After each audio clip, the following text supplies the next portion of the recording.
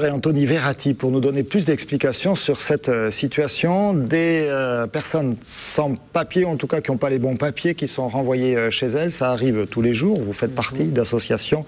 On a vu les gens de la CIMAD ce matin. Pourquoi une mobilisation plus forte sur ce dossier-là, sur Adil? Bien parce qu'Adil représente toutes les situations un peu que l'on peut rencontrer, de par l'illogisme de cette situation, à savoir qu'Adil a été accueilli en France à l'âge de 16 ans en tant qu'enfant isolé étranger, donc c'est un statut reconnu, qu'il a ensuite, on lui a donné les billes pour son intégration avec un contrat jeune majeur, avec le Conseil général.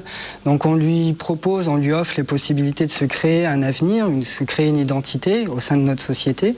Et maintenant, on lui reproche que la voie qu'il a choisie n'est pas celle qui est reconnue officiellement, à savoir que l'intermittence du spectacle pour la préfecture ne correspond pas à un métier. Le régime classique, voilà, des artistes et musiciens. C'est ça. Par exemple, Adil a réussi à obtenir une place dans une formation très prisée pour les techniciens du spectacle. Donc pour cette place, il lui faut un titre de séjour, mais la préfecture ne reconnaît pas cette voie comme étant valable et refuse de lui donner un titre de séjour. Donc là, c'est tout un projet de vie d'une personne qu'on bloque pour des raisons administratives.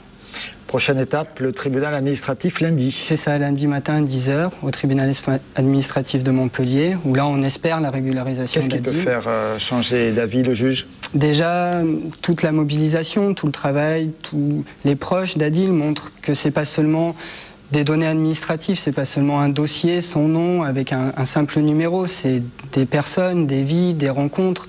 On parle de mixité, de culture, d'échange, qui sont les bases de notre société française.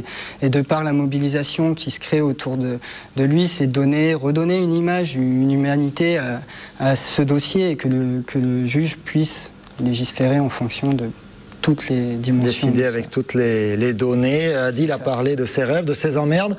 On peut parler de ses amours aussi, il est amoureux. De ses amours, oui, il est amoureux depuis, je crois, 2 ans maintenant d'une Française. Et donc voilà, nous, en tant que collectif des amoureux au bon public, on se bat pour que les droits de chaque personne à vivre une vie privée, familiale et amoureuse soient respectés. Que ce soit avec une personne française, mais de n'importe quelle autre nationalité, religion confondue, on est pour la liberté de l'amour en fait. Et voilà, on se bat pour ça. Merci de ce beau message.